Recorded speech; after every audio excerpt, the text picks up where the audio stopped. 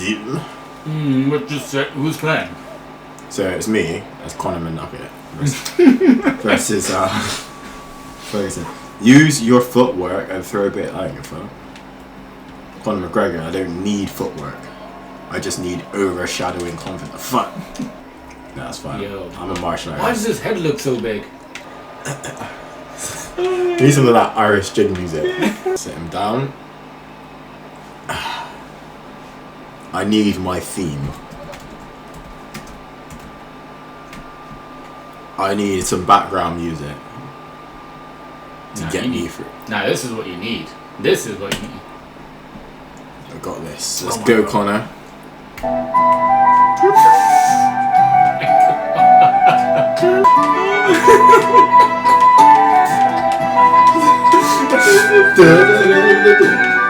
He's just freaking out of it.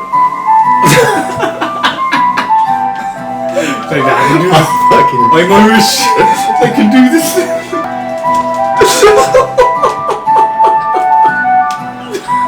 Oh my god.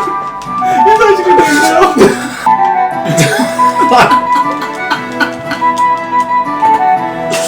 Oh shit. Never stop fighting.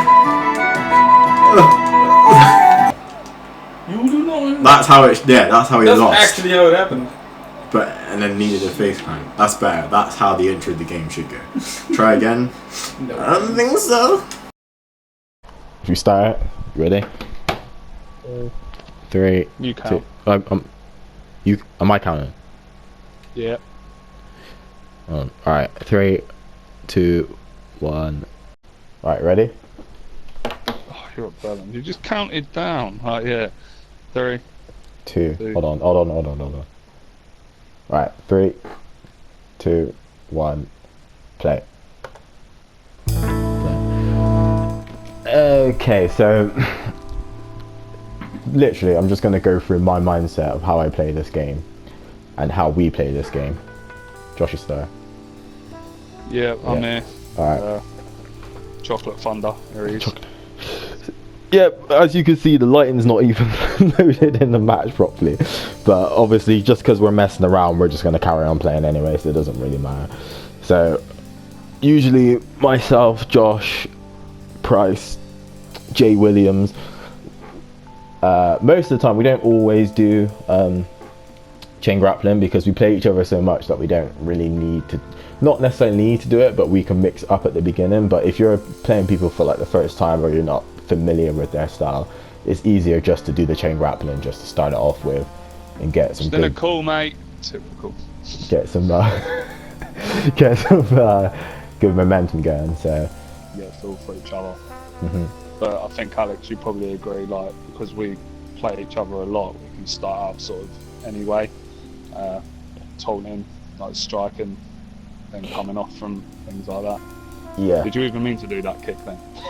I did, but to be honest, I going for it again, playing against Bryce, I probably wouldn't do it.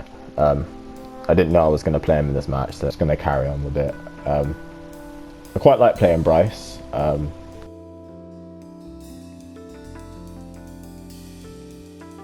With and this is where it kind of gets into the character you're playing. With Nami, he's kind of like a he starts off quite aggressive. Right, before I get into that, you'll notice here I didn't actually mean to do that. I was going to give Bryce control anyway, and he knew that. So by taunting and running off the ropes, I anticipated that he was going to reverse the move, and I think he knew that I wanted him to reverse the move. And it's just little things like that. I think once everyone gets into that mindset, then your matches will flow a lot better. So that way, botches and mistakes just become easier. You can just work with them, and that's really the best thing you can do in this game, because you can't really have a perfect match. Myself and Josh do the same thing as well. Like, we don't even need, sometimes we're in parties a lot of the time, but to be honest, we don't need to play in parties. We kind of just know what each other's going to do, and you just get that playing people for, you know. Yeah, it's true. Like as you say, knowing what to do and stuff. It's just like, I know that obviously Bryce Stars nicks my Nutella. It's just ain't right, in my opinion. So both myself and Bryce understand pace. So I know how, you know, what kind of moves to do at the beginning of the match, what not to do towards the beginning of the match. So at the moment we're still doing this like back and forth feeling part of the match. We all go by this basic match structure that we made ages ago, which is like how's it go? It's like 13 we made, yeah. So you start off and you have your little back and forth moments, you know, your little quickness, and then you go through a slowdown period, and then after the slowdown period, which is pretty much like the bulk of the match most of the time, you then start to elevate, and then it can become back and forth then, but you start using your bigger moves to try and basically, you know, work towards the finish. And once you understand that basic match structure, like we've all done it, we've all gone through it, you can then start to mix up and do what you want in the match, because you understand the basic match structure. You can always go back to that. So now we're probably in this slow down situation now. So he's putting in the rest holds and stuff. He's going to start doing just normal moves. Yep, straight away, just to signify that Namo can probably take control after. But it don't always happen. You can always put another rest hold in after. Yeah. But I'm sure after this, Namo is obviously going to build up a bit of pace, or probably go to his joint manipulation stuff.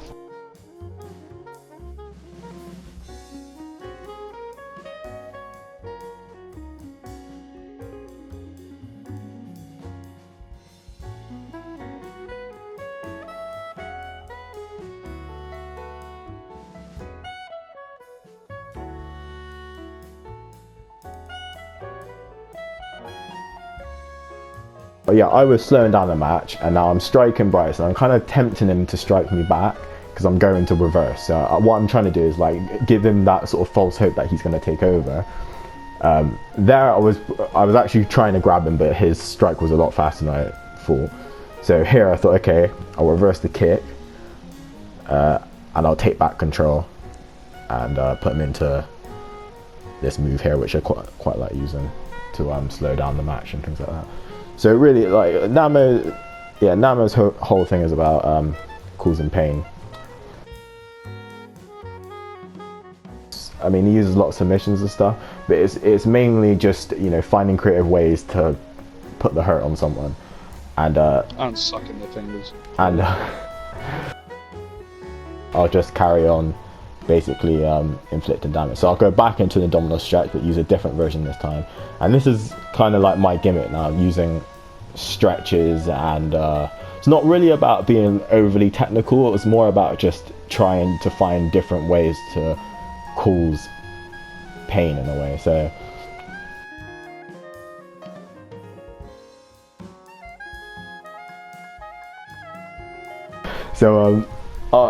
at the moment, my moves, when I was playing against people, I noticed that a lot of the time there was no slowdown period. They were, you know, the pace was just completely whack.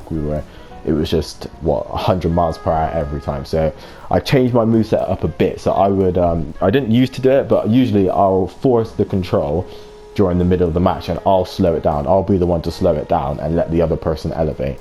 That's why I've got a lot of those kind of like joint manipulation moves and stuff, because it slows down the match and allows the other person then to come back and hit all their big moves, which is why I do it a lot now. And this is like a key spot as well, mid-match for you, isn't it? Yeah, so this I use as a mid-match spot. Sometimes I can use it towards the end as well, but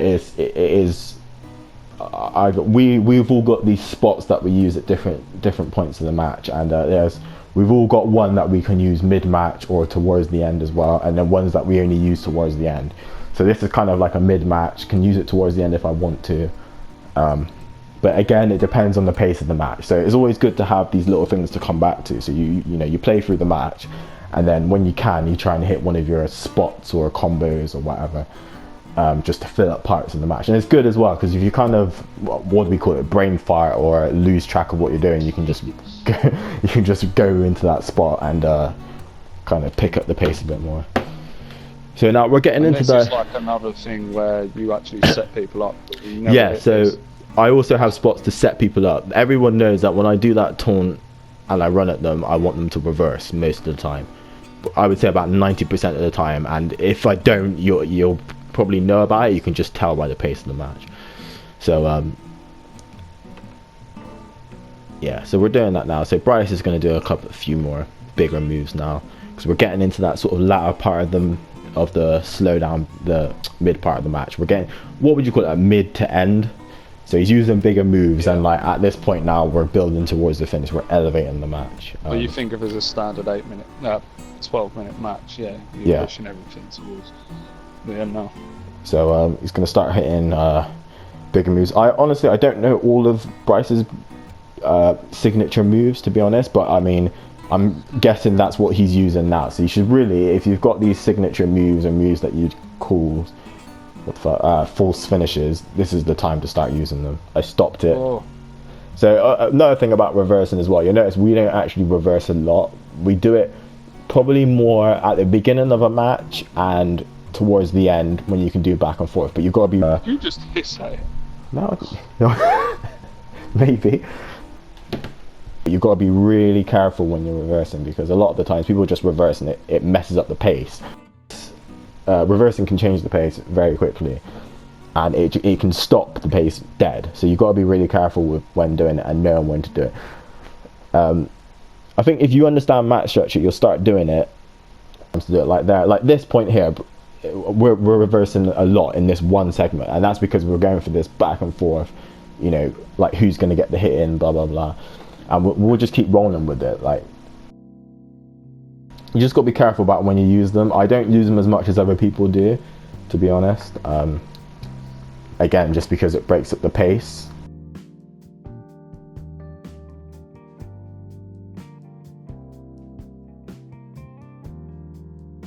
It's more based, like I said, it's always on the pace of the match. Be careful when you use them, because they can just stop everything, stop the momentum of the match. So that's what we're doing here. So now I'm probably, what's going on here? I'm trying to think what I was doing at this point. So I'm not sure what Bryce was going. Speaking of brain farts, Bryce definitely just done. Well, he might have been going for something that didn't work. So like here, I don't usually do it at this point. So we're botching a little bit here, but we're just making it work. Instead of just like, you know, kicking off and quitting the match or whatever, we're just making it work. So he kips up. Another reason why I chose to use this video is because we clearly make mistakes in it, and I want to show you how we. So if you notice, this whole part here is a mistake. So what I was supposed to do is take the clothesline, get up and hit him with that kick, and then I accidentally did this move. Now notice, I'll pick him back up. You see here, and Bryce will let me. Yeah, exactly. It'll just let me redo it, because if you're recording a match, let's be honest, you're gonna edit bits anyway, and you can just slightly take that bit out and edit it. So we did, you know, you can show what you were supposed to do instead of having to redo it, or you know, carry on and then have to make up at the end. So getting into the latter parts of the match now. So here, this is a part where I mess up, and you'll notice, yeah, so that's the game, right? Because you can't even do that, to be honest. I don't know why he falls to the ground like that, but again, Bryce knows what's happening. It's gonna let me redo the spot. So I throw him over the rope, I pull him back. Now there's a spot, he hasn't actually seen this spot before. This is another reason why I want to use this match, but he knows that at one point I want him to reverse, which is this mid reversal. I anticipate that he's going to reverse, and he knows that in a way I want him to reverse, because it's just the way that the match goes. Sorry, the pace dictates when you do what you do, really. So sets him up for an outside dive, which is quite a big move. Beautiful chocolate drop. I don't think he calls it that, but. Oh, was it not? Oh, actually, maybe. Does that senton drop? Maybe he does call it a chocolate drop. Slapping his chest. Oh, he's going for a big move there. So that would not have been a good time to reverse for me, to be honest. I would have let that. Kill the match pace. Yeah, it would have just been too back and forth, and you know, nothing would happen. So like here, he's going for another spot, letting him do a few more moves now. He's doing some false finishes. So we're getting to the end of the match, and he's using big moves. I'm using big moves. Now we're at this point where he's kind of like, what do I need to do to end this match? So he's going for a taunt He's going for a big move here. Well, ideally there, you probably wanted to reverse. Yeah, probably wanted to reverse. But he went for a corner powerbomb, and I think he sets up for with another. Yeah, that's it. So he sets up with this move here. Now he could have ended it on that. I think he probably wanted me to get out of it. So what he does is he just holds it in for a bit, makes it a false finish, and then I'll get out of it and take control. Now you got to be careful when you take control. You need to do something big on top of it. So I like using this double wrist lock. I kind of see it as like a signature in Namo's. But to notice, I let him get straight out of it because I want to lock in another move, because Namo is a submission guy. I like to hit him with the triangle. It doesn't work that well because for some reason the game stalls a little bit, but I was able to do it because Bryce missed his grapple anyway. And again, that's one of those things where you have to know the person. So here I would have ended it here. So pick them up from the and then go in for the Gourdbuster GTS. But he reversed it, which is fine because he knows what he's doing. But usually I would have ended it there. But I think because of how the match is just gone, it's fine to carry it on at this point. Puts back on the sleeper.